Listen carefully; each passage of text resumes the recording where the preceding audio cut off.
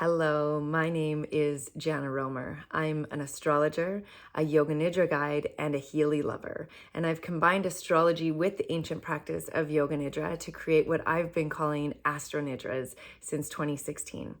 And these Astro Nidras, what they are is an embodiment experiment where you lay down and we go through a very intentional guided practice to take you from the outer world to your inner world, where you have an opportunity to tap into your subconscious mind and affect quite significant change within your life.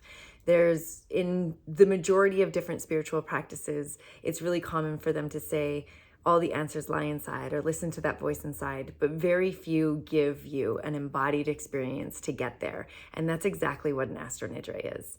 And I incorporate the themes of the current astrology as well as medical astrology and where it lives in your body and how astrology is interacting with your body, so that I guide you to actually feel into the spaces that are being illuminated by the astrology.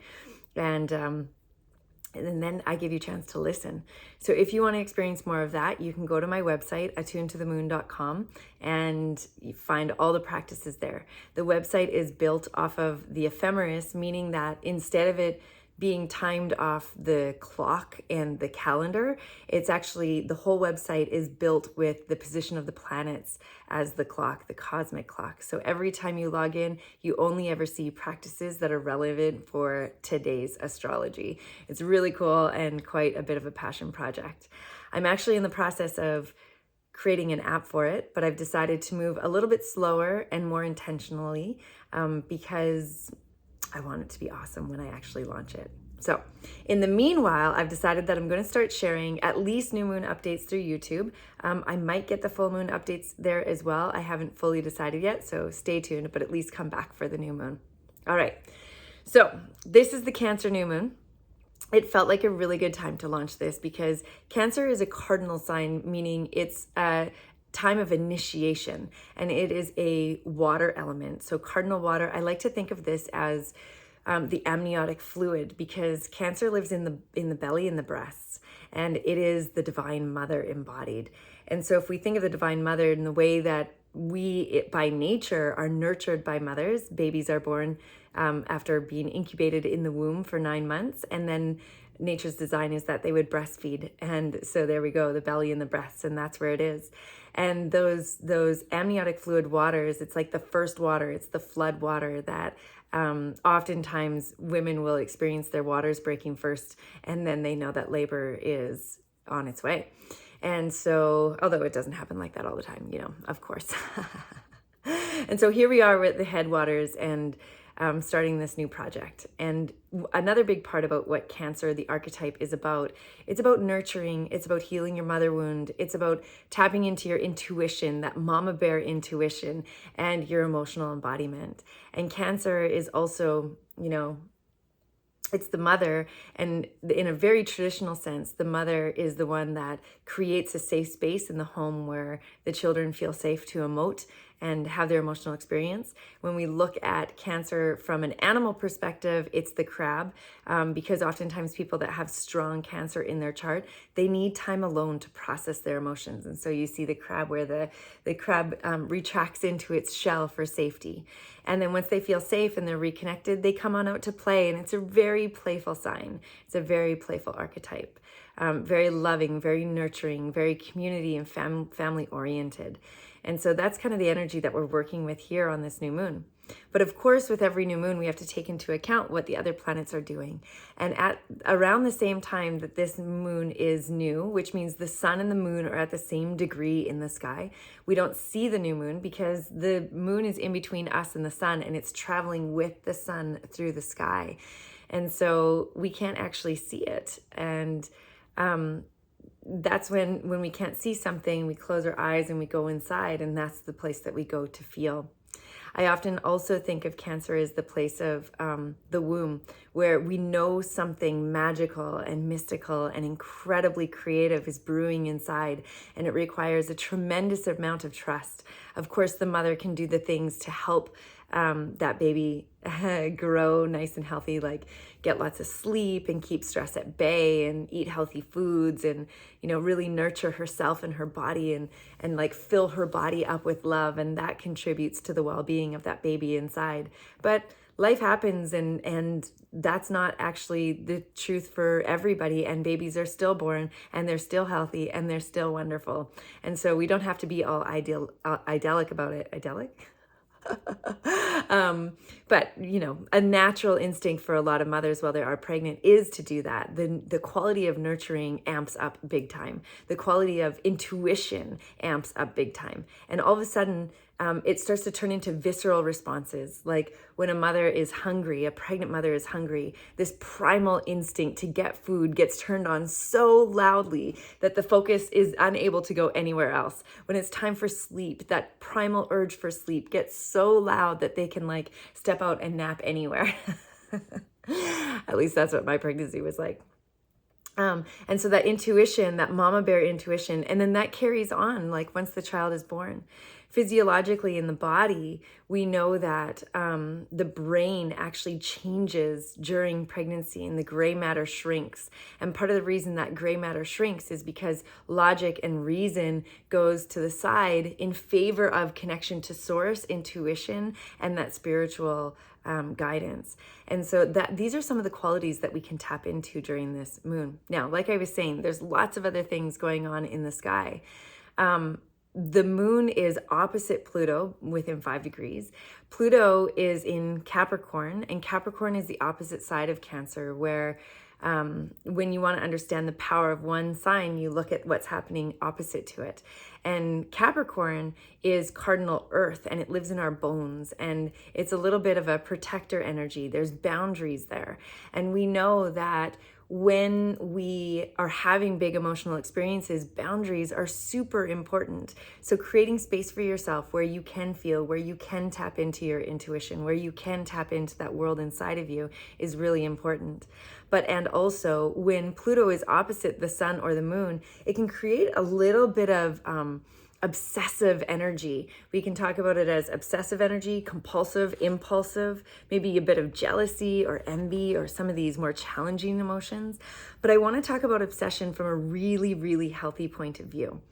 If you're in a creative mode, people who are obsessed with their creation do so much better. They're often more successful. And I'm talking about like a healthy obsession.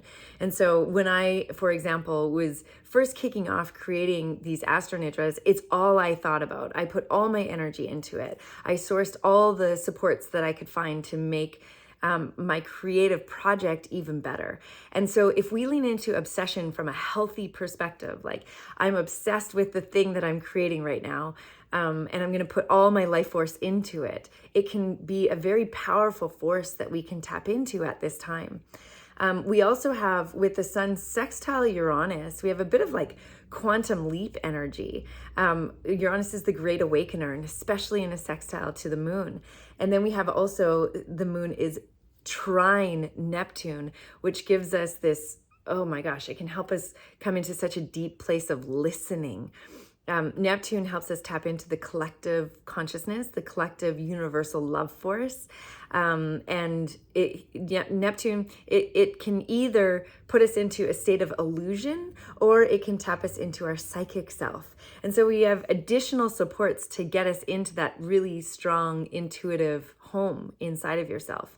The thing is that not everybody listens to it. Not everybody like heeds the warning from the sensations in their body or the voices in their head. I'm talking about more of like a psychic voice than anything else here.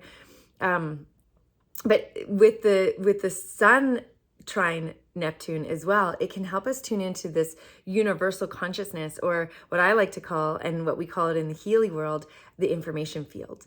And when we do this at the same time with this new moon or shortly afterwards, the nodes are changing signs. They're moving from Taurus and Scorpio into Aries and Libra. And all of this is painting a really beautiful picture where as we get more grounded into our emotional embodiment, right? So the North Node helps us to understand collective destiny and where we're heading right now.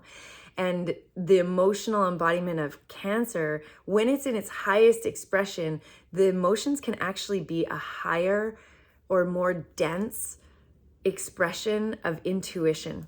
And I get a lot of pushback on that every time I say it, but I'm still sticking to it. I'm not talking about your wounds, although your wounds could be coming up now.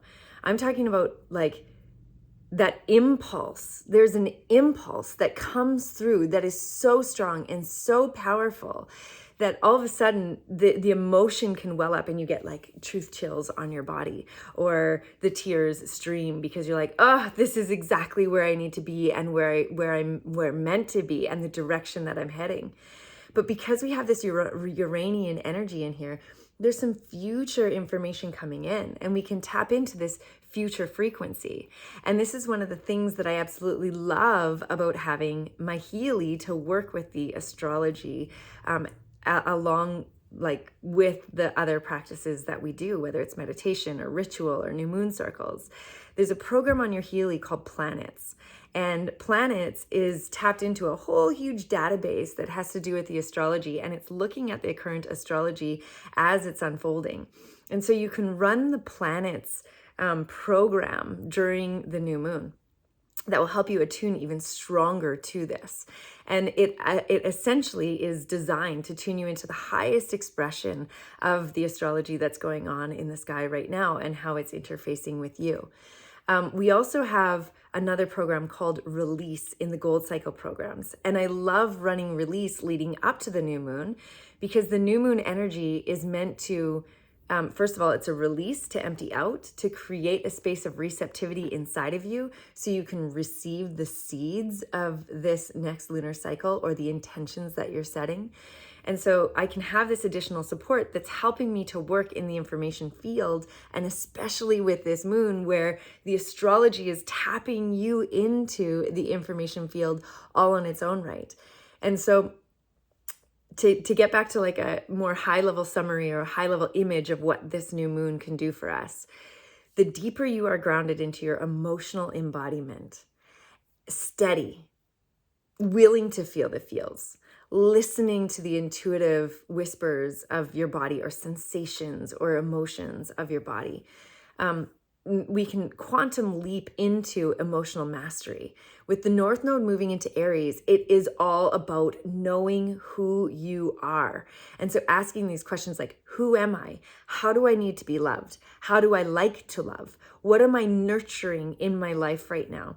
And what am I birthing into the world? And how can I tap into that divine mother energy that is unconditionally loving you? Whether you have a great relationship with your mama or not, we do have this universal divine mother energy that you can tap into for some really plentiful, unconditional love. And the more you tap into that, the more grounded you become in your emotional embodiment, and the more you'll be able to tap into the blessings of this new moon. Now, this new moon, okay, so there's some energy that I'm going to share that might sound a little contradictory. It's explosive but gentle. Now hear this. It's explosive but gentle.